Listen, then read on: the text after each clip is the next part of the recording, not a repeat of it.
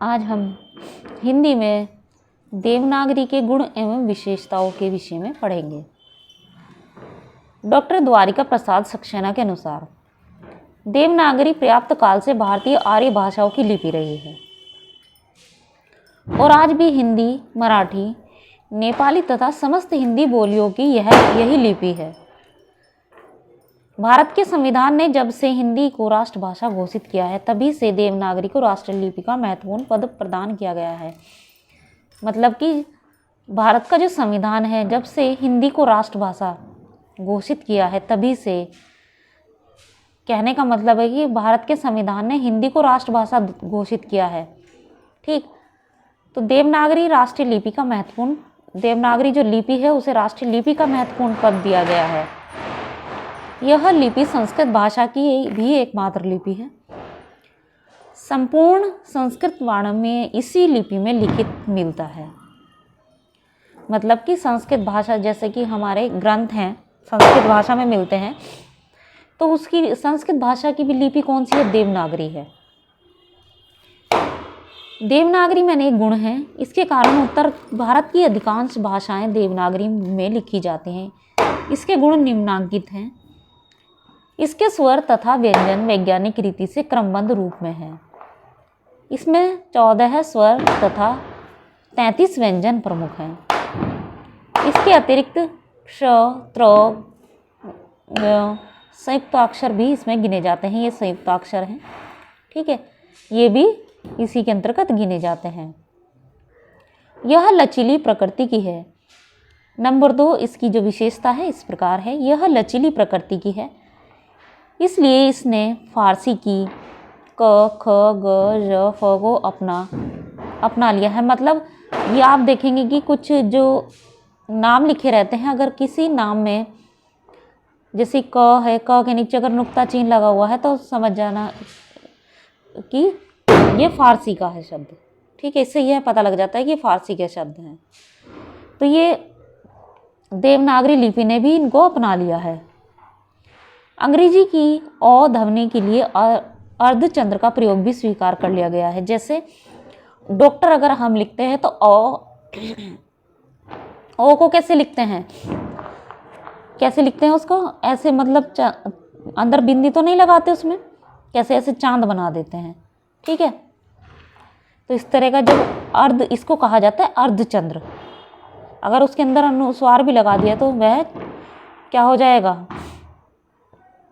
चंद्र बिंदु बन जाएगा। नंबर 3, यह लिपि वर्णोच्चारणात्मक है, अर्थात जिस वर्ण या अक्षर का जैसा उच्चारण होता है वैसा ही लेखन होता है। कहने का मतलब है जैसा उच्चारण किया जाता है उसको लिखा भी वैसे ही जाता है। ऐसा नहीं होता है कि जैसे अंग्रेजी में साइलेंट शब्द होते हैं ना,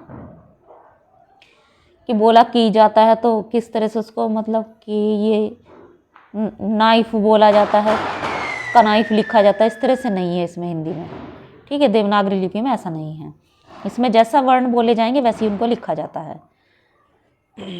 इसके विपरीत अंग्रेजी और फारसी में बोलते कुछ हैं और लिखते कुछ हैं। यहाँ पर दिया भी गया है इसमें। यथा अंग्रेजी में बोलते वे लिखते W हैं और मानते व हैं। ठीक, फारसी में बोलते अलिफ हैं पर मानते अ हैं। नंबर 4, इसका प्रत्येक वर्ण, उच्चारण, प्रयोग और लेखन में एक सा ही रहता है, जबकि अंग्रेजी में ऐसा नहीं है। अंग्रेजी में जी से ज तथा ग दोनों बनते हैं। ठीक है, अंग्रेजी में क्या होता है, जी लिखते हैं तो जी से ज भी हम मान सकते हैं और ग, ये दोनों बनते हैं।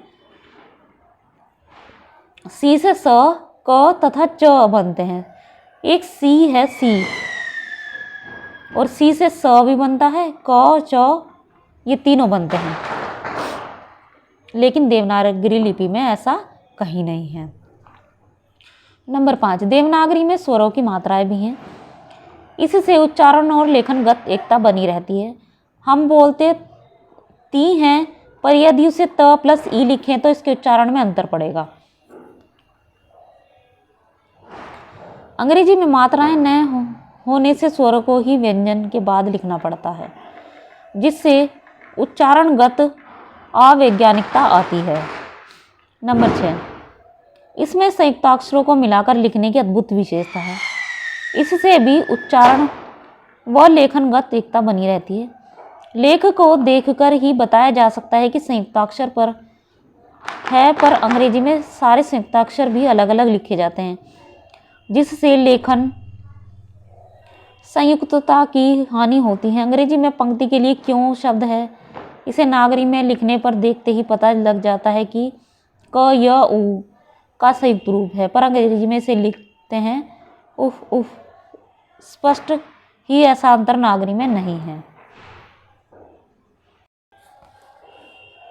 नंबर 7, देवनागरी लिपि में शब्द को भी लिखें तो वह उच्चारण के अनुरूप ही लिखा जाएगा, पर यदि रोमन लिपि में हिंदी शब्द को लिखें तो उसके अनेक उच्चारण होंगे। यथा चालक को चालक लिखने पर इसे चालक, चालाक, चलाक पढ़ा जा सकता है। इस प्रकार इसके 3 अर्थ हो जाएंगे। ठीक है। नंबर 8, इस लिपि में स्थान कम से कम घिरता है। इसके विपरीत अंग्रेजी शब्द में अनेक अनुच्चारित ध्वनियाँ भी लिखनी पड़ती हैं। जैसे लाइट में GH अनावश्यक रूप से लिखना पड़ता है। नंबर 9, इस लिपि में प्राय सभी ध्वनियाँ हैं, पर रोमन लिपि में दो या अधिक ध्वनियों से भी अनेक ध्वनियाँ हैं। यथा हिंदी श के लिए CH 3 ध्वनियाँ हैं। अंग्रेजी में सभी महाप्राण ध्वनियाँ H के संयोग से बनती हैं। नंबर 10, देवनागरी लिपि में जितना लिखा जाएगा उतना ही बोला जाएगा। उधर रोम में अनावश्यक रूप से अनेक अनुच्चारित ध्वनियों का भी लेखन होता है। नॉलेज में 3 व्यंजन हैं, पर लेखन में नॉलेज के 5 व्यंजन हैं। नंबर 11, नागरी की सभी ध्वनियों का उच्चारण सदा और सर्वत्र एक सा रहता है। राम व काम का उच्चारण नहीं बदलता है, पर अंग्रेजी की सारी ध्वनियों का उच्चारण अनिश्चित है। बट तथा पुट के लेखन में कोई अंतर नहीं, पर एक का उच्चारण बट है तो दूसरे का पुट है। नंबर 12, देवनागरी के स्वरों में ह्रस्वता तथा दीर्घता के लेखन में तनिक सा अंतर कर देने से उनकी लेखनगत एकता बनी रहती है। जैसे ये ई, उ, आ में बिल्कुल साम्य है, पर रोमन लिपि में 2 स्वरों को मिलाकर लिखने में दीर्घता प्रकट होती है। उधर 2 स्वरों का भी निर्णय नहीं, यथा ई के लिए ही ये लिखा जाता है। देवनागरी लिपि अक्षरिक है। इस तरह से प्रश्न बनता है कि देवनागरी लिपि कैसी है, तो ये अक्षरिक लिपि है, अर्थात इसमें व्यंजन व स्वर का संयोग रहता है। रोमन आदि अनाक्षरिक है, अतः इनमें व्यंजन और स्वर का लेखन अलग अलग होता है। तो आज हमने देवनागरी लिपि के गुण और विशेषताएं पढ़ी। इसके बाद हम देवनागरी लिपि के दोष पढ़ेंगे।